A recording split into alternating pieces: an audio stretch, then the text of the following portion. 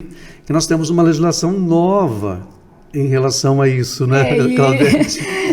Foi uma informação nova, eu não sabia, doutor. São leis que são criadas, e foram criadas no governo anterior, inclusive, a Lei 14.457 de 2022, que, pasmem, né, nós sempre costumávamos falar que nós tínhamos a CIPA, né, nas empresas. Comissão Interna de Prevenção de Acidentes. Exatamente, CIPA. Né? Hoje nós temos a CIPA mais A. CIPA mais A. CIPA mais A, com essa lei que eu mencionei, que é a Lei 14.457 de 2022, que na verdade veio para trazer benefícios para o trabalho da mulher, mas também envolveu o homem, porque o homem também pode sofrer violência no local de trabalho, né?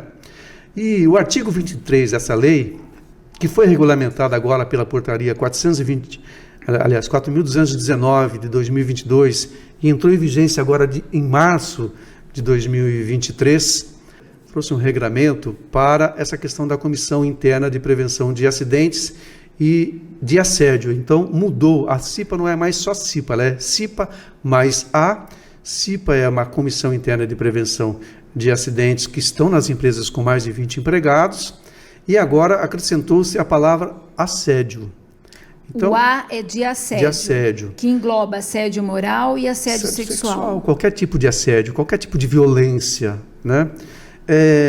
Ela trouxe esse artigo 23 da Lei 14.457, ela incluiu regras de conduta a respeito do assédio sexual e de outras formas de violência nas normas internas da empresa, com ampla divulgação do seu conteúdo aos empregados e às empregadas, fixação de procedimentos para recebimento e acompanhamento de denúncias, para apuração dos fatos e, quando for o caso, para garantindo o anonimato da pessoa denunciante.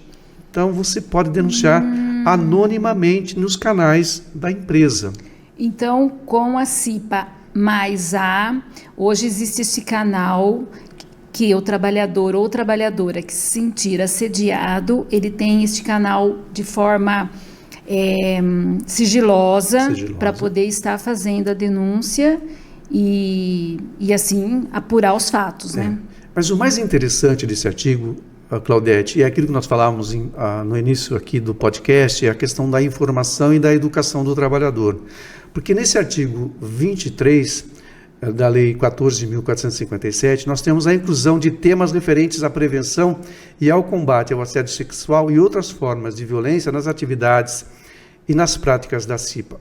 E a realização, no mínimo, olha que interessante isso, no mínimo, anualmente, uma vez por ano, de ações de capacitação, de orientação e de sensibilização dos funcionários de todos os níveis hierárquicos, não é, das empresas sobre temas relacionados ao assédio. Aí também entra a igualdade e a diversidade no âmbito do trabalho.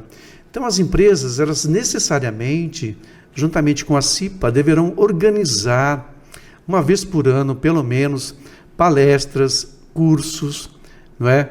E isso será o quê? Fiscalizado por quem? Pelo Ministério do Trabalho e pelos sindicatos. Por quê? Porque a portaria que eu falei aqui, a portaria 4219, 4.219, 2022, do Ministério do Trabalho, regulamentou isso. E, ao estimar esse canal de denúncias de ocorrência de assédio sexual, de violência no local de trabalho, lá na portaria, o empregador ele deve manter um projeto pedagógico disponível para a inspeção do trabalho. Então, a empresa deverá ter esse projeto pedagógico de orientar o trabalhador em relação ao respeito aos gêneros, aos diversos gêneros dentro da empresa, para que evite a violência, né? Manter, então, olha o que diz o 4.1 da portaria. O empregador deve manter o projeto pedagógico disponível para a inspeção do trabalho, para a representação sindical da categoria, no estabelecimento e para a Comissão Interna de Prevenção de Acidentes, a CIPA, agora a CIPA mais A. Então, são 3 entidades que vão verificar se realmente a empresa está ou não levando esse projeto pedagógico a efeito para orientar, para educar os trabalhadores no sentido de que não tenham atitudes de violência no local de trabalho. Fundamental isso para a prevenção, porque você me fez a pergunta inicial sobre a questão da reparação de danos.